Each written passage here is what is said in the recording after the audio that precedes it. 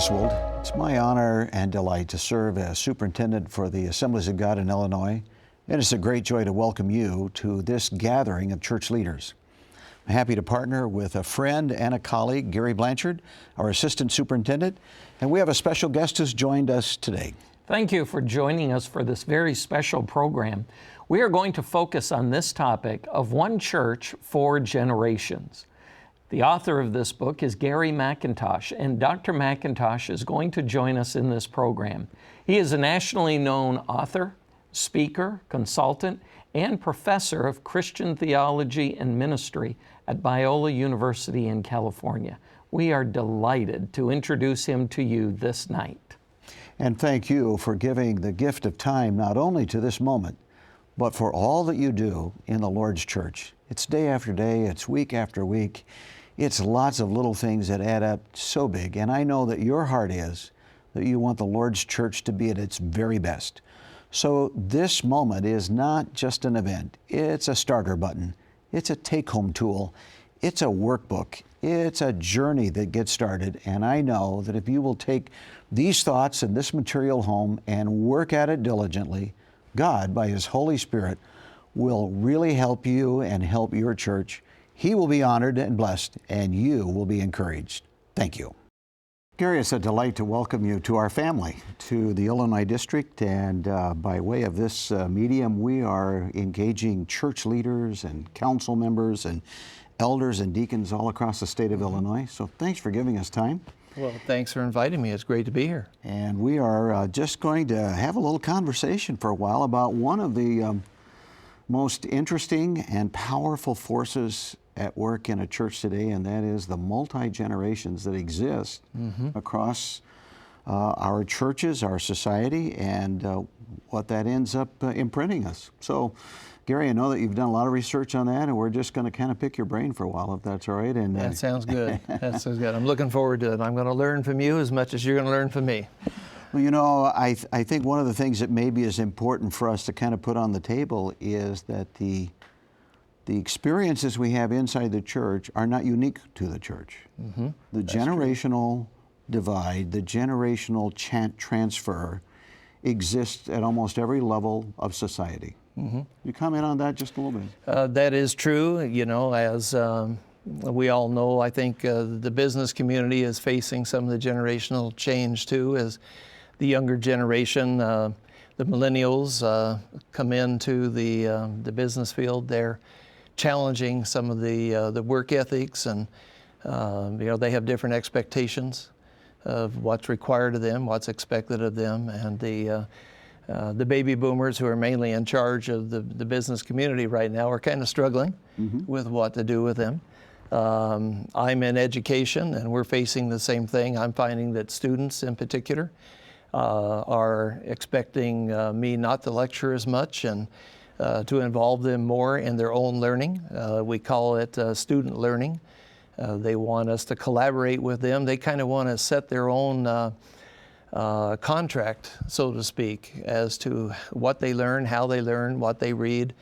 So that's a bit challenging. And of course, in the churches, we're beginning to experience that too.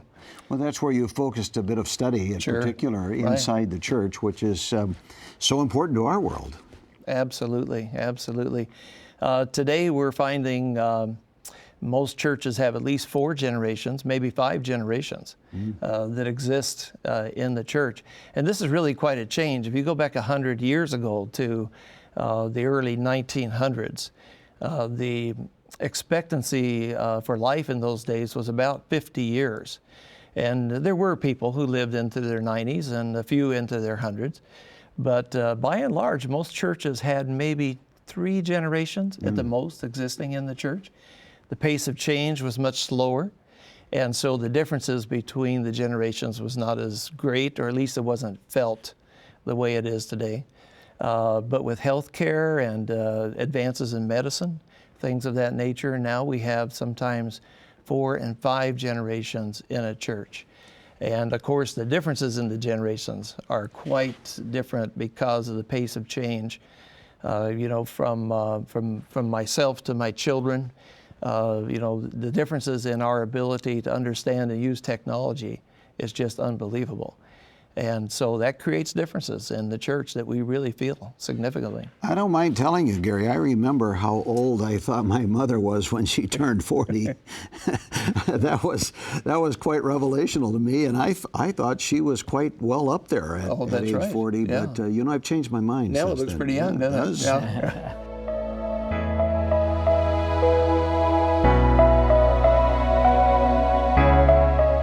Gary, you have used a couple of terms in our opening comments here that I would appreciate a little more explanation on. I heard you use the word boomers and millennials, and help me to understand what those terms mean. Okay, that sounds good. I brought along a couple things to show and tell. This is a record. It's actually a 78-speed record. Many of the younger generation today don't know what this is. In fact, I was in a church one time and I held this up, and a young girl said, "Wow, that's the largest CD I've ever seen." This is actually a 78 record, and I use this to illustrate what I call the builder generation. The builder generation was a generation that was born prior to 1945. Today they represent about 14% of our population here in the United States. And this is the generation that really built America. We call them builders because they built homes, they built a nation, they built businesses, they built churches, and they've been a highly respected generation.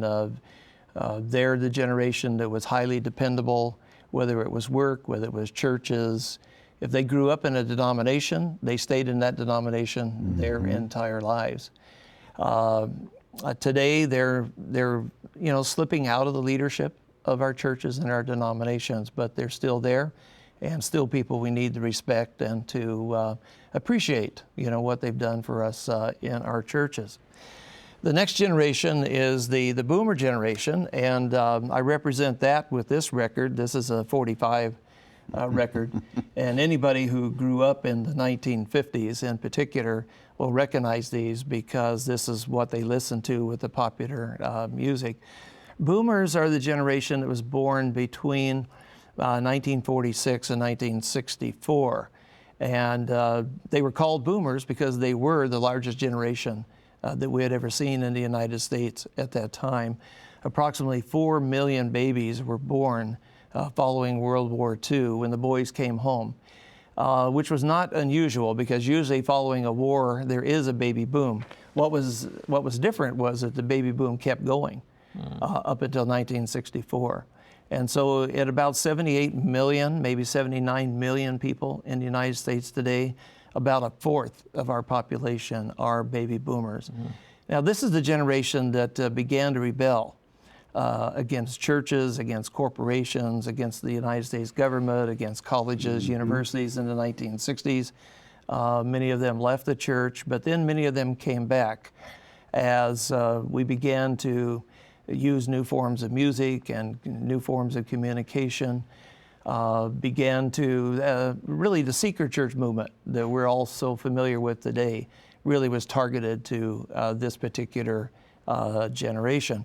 And this is the generation that's really in charge pretty much of our denominations and our churches today. And they appreciate the music in the 1970s and 1980s. Now the next generation is what we call Generation X. And in my book I call these the busters. This generation does not appreciate the name buster. To be part of the boom generation, that's exciting. Yeah. But to be a bust, who wants to be a bust? And so the name that they prefer is Generation X. This generation is the generation that really was the first generation to be what we refer to as latchkey kids. Both of their parents were either working or sometimes there was divorce in their family, so it was a one-parent family. These kids would come home and no one would be there to greet them. They were really the first generation to fear going to school, where public school was not a safe place to go to. And so this generation grew up somewhat lonely and looking for mentors, looking for family substitutes and parent substitutes who could help them grow up. And so this is a CD. This represents their music, the change in technology. They were the first generation to really experience the major move into computers. Okay. And they are in our churches. About 17% of American population is in the Gen X group. And they are going to be around for a long time. And they are pressing up on the baby boomers.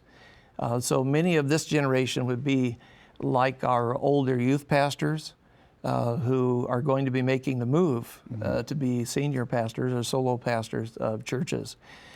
The youngest generation I represent by looking at an iPod or maybe a BlackBerry phone, something of that nature.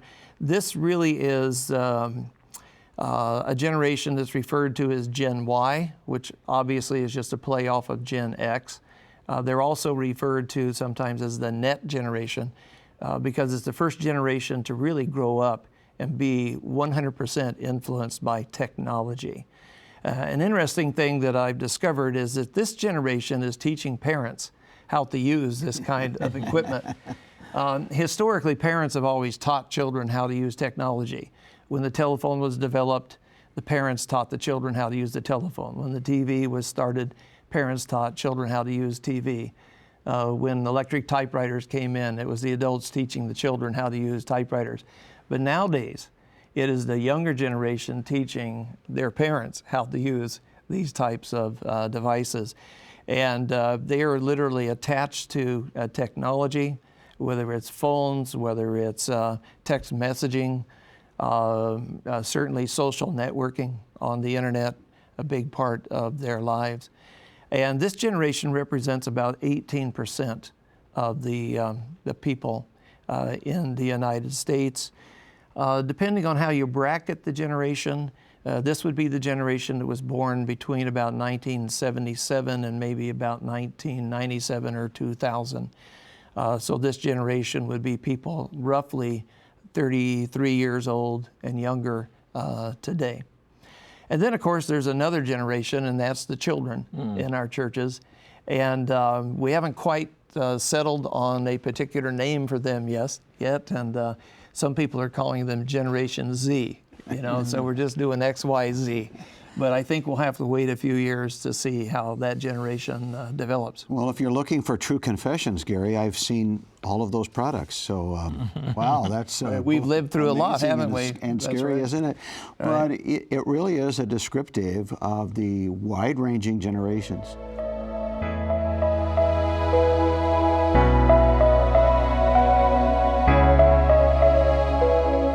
Let's bring this into the church. What happens when these platters, as you've used as a description, or these generations are in our churches? What do we experience? What do we see happening?